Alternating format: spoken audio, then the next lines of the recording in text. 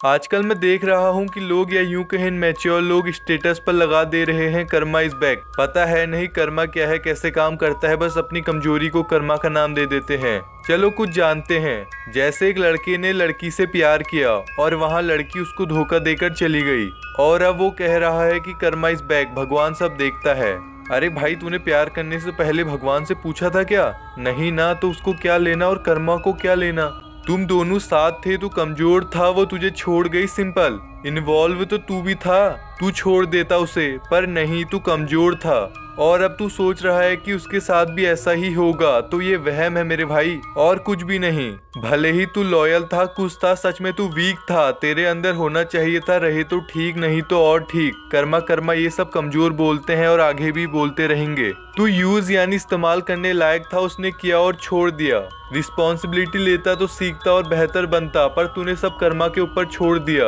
अब कर्मा थोड़ी बदलेगा तुझे, और मान लेते हैं कोइंसिडेंस से जो तू मानता है वो होता भी है, और उस लड़की को भी वो लड़का छोड़ देता है और तुझे देखकर खुशी मिलती है। अब क्या हुआ? वो लड़की को लाइफ लेसन मिला, वो बेहतर बनी और तेरा ईगो और मजबूत बना और तेरा बिलीव पक्का हुआ कर्मा को लेके।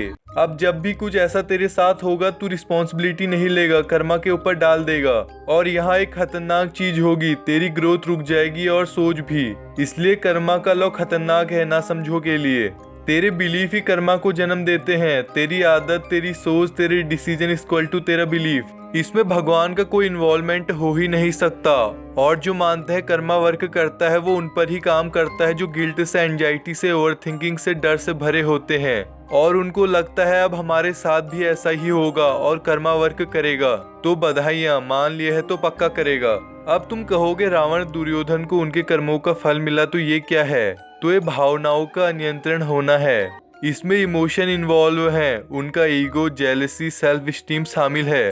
और सामने कौन है? ताकतवर भगवान, जिसका वो वैसे भी कुछ नहीं कर पाएंगे। अगर ऐसा कर्मा होता तो नेता नेता बनते ही क्यों, बुरे लोग सक्सेसफुल होते ही क्यों? सोचो, कर्मा भगवान नहीं बनाता, तुम्हारी चॉइस, हैबिट्स, कैरेक्टर, लाइफ तय करती है।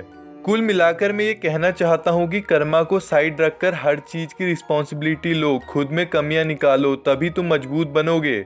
और फिर तुम्हें कर्मा पर डिपेंड नहीं होना पड़ेगा, कोई ऐसी चीज पर डिपेंड नहीं होना पड़ेगा जो शायद है भी नहीं, हमारा बनाया हुआ एक धोखा है।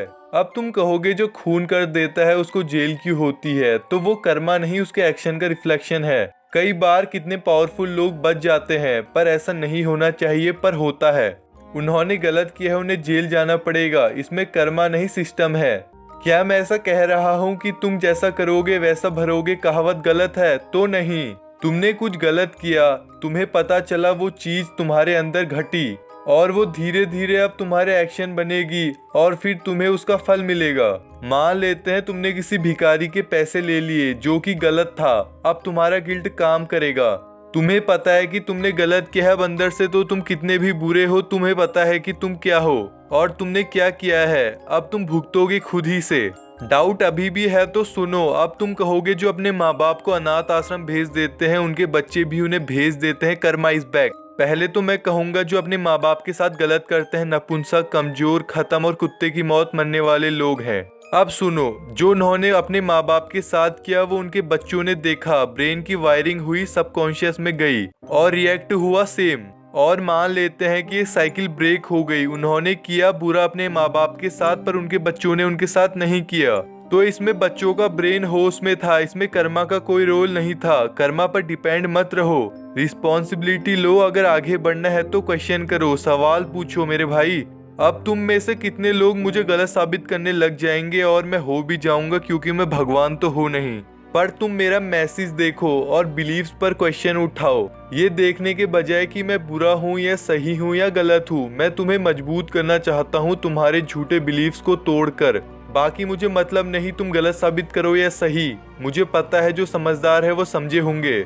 मैं कहना क्या चाहता हूँ, ये एक बिहेवियर पैटर्न है और कुछ नहीं। जैसे मैंने तुम्हारे साथ गलत किया, तुमने मेरे साथ, और कोइंसिडेंस है किसी ने तुम्हारे साथ गलत कर दिया क्योंकि मैं नहीं कर पाया, और ये हो जरूरी नहीं, और है तो एक इत्तेफाक है। जिस दिन कर्मा काम करने लग गया, सबसे पहले हमारे देश के नेताओं का पर्दाफाश होगा।